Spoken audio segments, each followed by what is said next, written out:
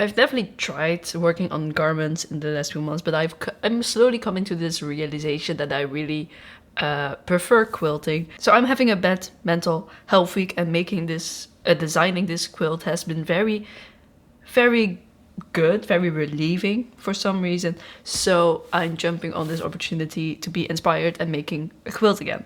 So this is a design based on the lyric from Would've, Could've, Should've of stained glass windows in my mind, and it's so good. So the original picture that I decided to work on is this screenshot from the I Can See You video where she sits in the vault. And for me, this kind of looks like a stained glass window. I just moved her up, making her the centerpiece within this stained glass window, and then I just decided to work on top of it and using the design of that vault, but also drawing in my own patterns. It creates this kind of stained glass window, and obviously, as you can see, it has all the colors of the eras. So this was my first iteration that really pushed me towards doing this quilt, but I found this very great because she has reputation and folklore very close to each other. So I decided to invert those colors, also making it a little taller, so then Midnight is in the center, which also with this song being Would've, Could've, Should've, makes a little more sense, and it moves outwards to the green of Debut. I really wanted soft pastel colors to make it look like light coming in, because I feel like the pastel colors would also match each other better. I also decided to change her dress into white because I realized having the Golden Sparks Fly dress doesn't really make sense, except that it's from the I Can See You video. But I think her wearing a white dress also fits with this whole theme of the religious theme of the song, but also she wore white, performing with the subject matter. So these are the colors that I'm using. As you can see, all the eras colors, and this is going to be mainly a stash busting video because obviously my previous quilts were also very eras and pastel based. I hope I didn't make the quilt too big. I kind of want to avoid buying new fabrics, but this is kind of the setup of the stained glass window, and this is gonna be her skin. I'm probably gonna use either Fearless or Evermore beige for the shadow of her skin, and then the white. But it's very nice that I basically have all the colors. I also have some leftover double-sided interfacing, and I already have a few bunch of the threads. So the only thing I really had to buy today was just 2 meters of black and a few colors thread and some extra double-sided interfacing. So I spent 30 euros today. I probably have to get bedding next week and maybe 1 or 2 more colors. So after I completed the design of the poster, I printed all the papers and taped them together to get the full pattern basically. Unfortunately, I don't think I will be releasing this pattern as this was very traced, very improvised, just a waste of paper. So unfortunately, just a small in-between project. I used double-sided interface to trace all the parts, and to not confuse them with each other, I numbered everything so I could put all the appliques down in order. My goal is just having all the colors onto a black background, so everything is basically just kind of like puzzle pieces. Then I had to fuse all of these traced appliques onto the colored fabrics. I know I'm making ironing movements rather than pressing, and that created a lot of wrinkles. I was just working very quickly with this project. I'm okay with that for this one, but it did also create some sloppy work, unfortunately. So my thinking process was similar to the Me quilt, where I basically am creating this layered applique quilt. So I try to transfer the entire pattern onto the black fabric. Here you can see me working the little tracing wheel, but it wasn't working as well as I thought. So I only traced a few of the bottom parts and a few rings and decided to just sort of freehand it. It's basically like a puzzle. It was hard to kind of determine all the right spacings. but I just try to follow my design, and especially here, as you can see with the hair, it's kind of it falls into the right place. I'm not sure if I'm very happy with the skin color I chose for Taylor. It's very pale, and especially with the white dress, I'm not really sure about this part, but I do really like how the hair turned out, so that's good at least.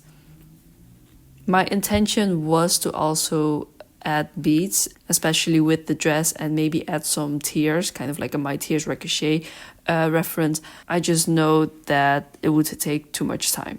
So for the Me quilt, I just used a straight stitch and went over the borders a few times. But this time I kind of wanted to really have all the pieces be very sturdy, so I used zigzag stitch.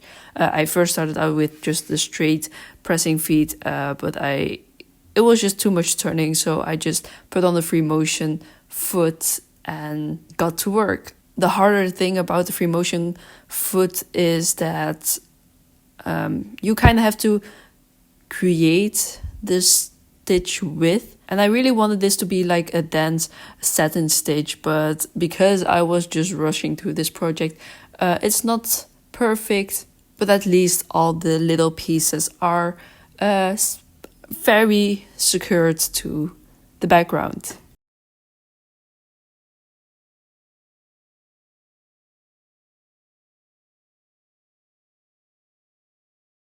So after that, I could start working on the stained glass window, and here you can see me putting down the midnights layer, and you can see that the outer ring isn't even, so I did put down everything, but I spent a lot of time kind of perfecting the placement before I put the iron on it and pressed it onto place.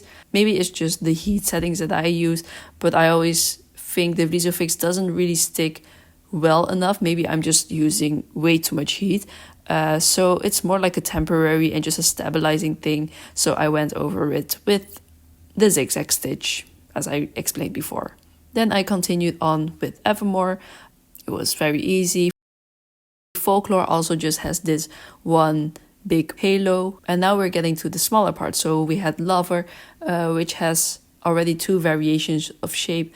And my big problem here was that one small piece disappeared, so I discovered that way too late. So I just continued building, and suddenly things weren't making sense anymore. But I could work with this, so I just continued on trying to still follow my design, and making sure I put everything down in the right order, and especially in the right lower corner. I had to sometimes cut away a few strips or leave out a few things to make it still accurate.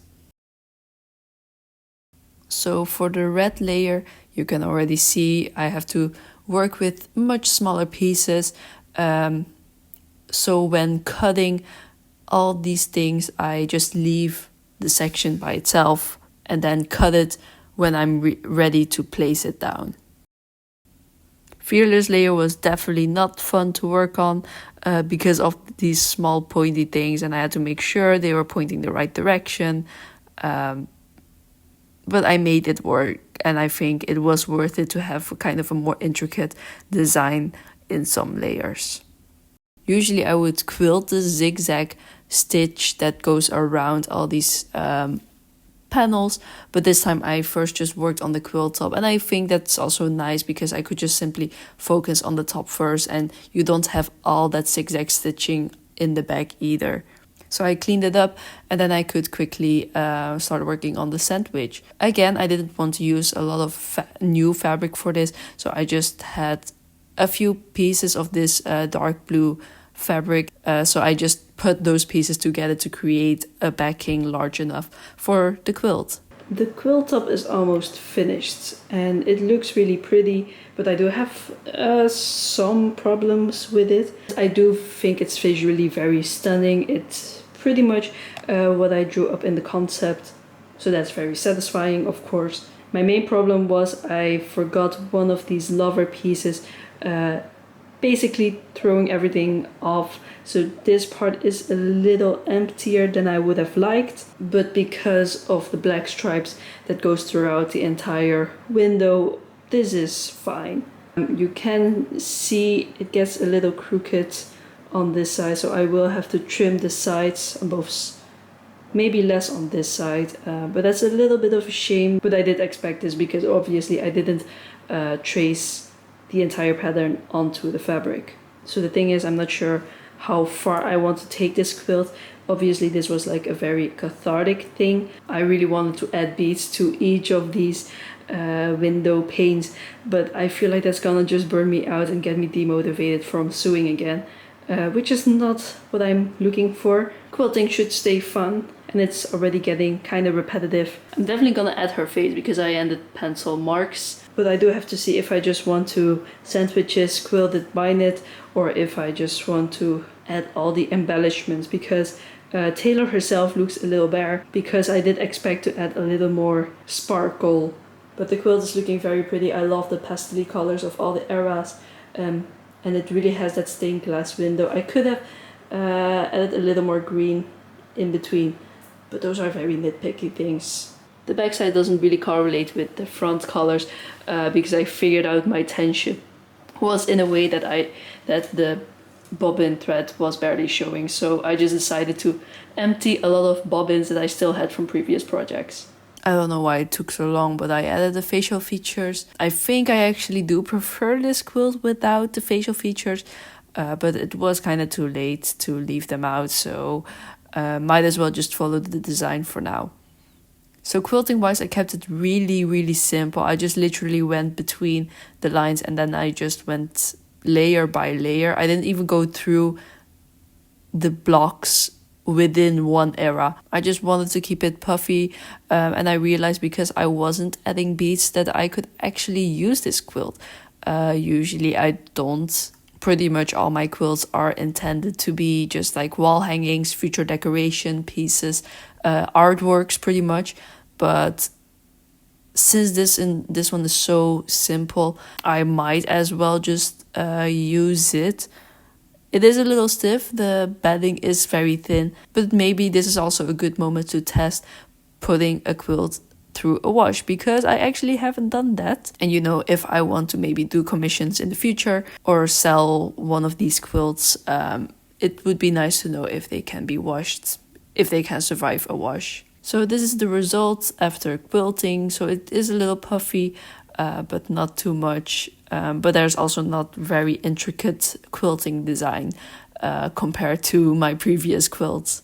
This quilt was so laid back that I even tried out the trick of not pre-ironing the bias tape. I just literally ripped some fabric, ripped some pieces, and then did the fold over technique, because you apparently don't actually need to pre-iron those folds.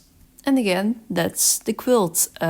So as you can see, this was a very relaxed, very laid back video. Again, this quilt was just made from some build up emotion, so it was just something I needed to get out.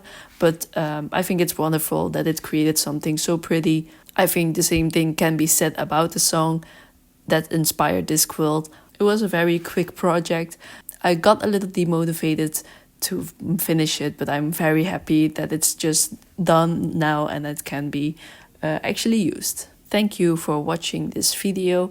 If this video wasn't short enough, I made TikTok. The first video I did about the Eras Tour quilt did very well. So maybe you can follow me there, or maybe you're coming here from TikTok. I don't know how to feel about TikTok, but at least I'm very happy that my art is being appreciated. I hope I have more Eras Tour content coming up, but until then, I'll see you next time.